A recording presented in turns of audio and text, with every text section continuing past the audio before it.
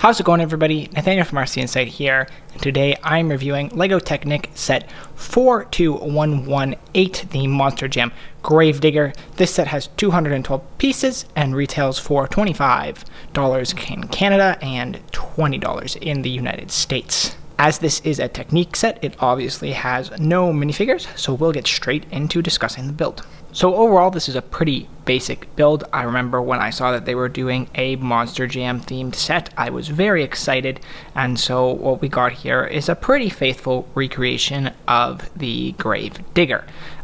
There's not really anything for me to point out that's particularly interesting here. This is entirely stickered, so all these pieces on here along the sides, top, the flag at the back, it's all stickers, which is to be expected on a set like this. It is relatively light, which is nice, and it feels like it's a pretty solid, compact build.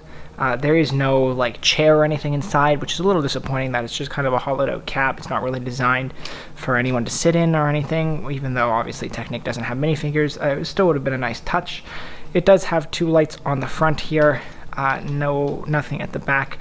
It also has this wind-up box, so this set does in fact drive itself. That's the one play feature you get on this set, but no gears, so it's a trade-off in that regard.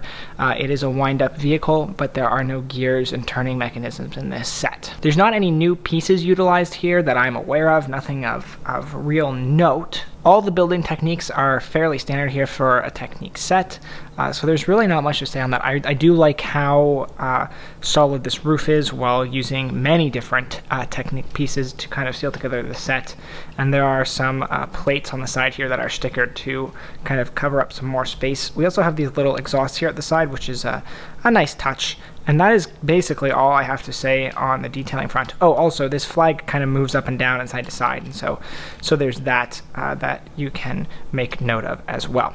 So let's get into the instruction book in the box, and then I'll give my final verdict.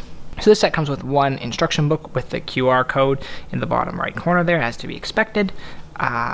Nothing special about this. You can see a comparison between the Monster Jam Lego set and the actual Monster Jam Tuck in Real Life there, just for reference, and also demonstration on how the wind-up version of the car works. If you want to build the alternate version of this vehicle, you do have to go online to find those instructions. There's just some more pictures of the Gravedigger in the back, and then the other Technic sets from this winter wave. As for the box, again, it's nothing special. You get the Monster Jam logo down in the left corner there, and then the right here it says pullback, just so that you know that this does have a play feature. 2-in-1 as all Technic are, and you can see the alternate vehicle design on the back here, which I quite like, but I'm a Monster Jam fan, so I will be sticking with the original. There's also just some brief stats about the actual Gravedigger on the back here, which is kind of nice, and that is it for the box. So overall, what are my thoughts on this set? Well, I think it's a pretty faithful recreation of the Monster Jam Gravedigger at a good price and a good amount of pieces. It's a good size of set, but it's not too big, and it's at a fantastic price point. The big selling point here to me is the price point. Anyone who's into Monster Jam is probably going to be interested in collecting these, certainly if they're LEGO fans. I have not collected Technic for a long time, but this was enough for me to go out and buy one. Like I said, the price point is everything here. $20 is fantastic for a good sized model that any fan would want to add to their collection. It looks great. The stickering in particular is fantastic here, I think. Obviously, you're not going to get printed pieces in a set like this, and I think that's fine. Normally, I would like printed pieces, but in this case, it works, and it looks good, and so there's nothing really to complain about there. Really, as far as it goes for recreation, I think it's as good as you're going to get. Like, it is good, it looks great on display, and there's not really anything else to say about this. It's a compact set. There's not too much here. 212 pieces, it's not a whole lot.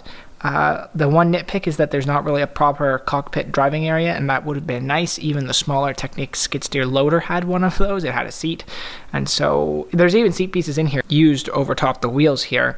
So I think that was a slight missed opportunity, but other than that, there's nothing to complain about. And man, the wind up on this car is ridiculous. Like, it can just fly, so that's fun too. And thankfully, Technic is basically indestructible in a sense, so you can slam it into a wall, and I'd be more worried about the wall than I would the car, and that is also always a plus as well. This is also a great toy for kids to play around with. It's something that you can assemble, but then you can also get some playtime out of. You know, I remember when I was a little kid, I loved my wind-up toys, so this is a great mix of both of that, and it's an iconic vehicle at the same time. So overall, this is a good set.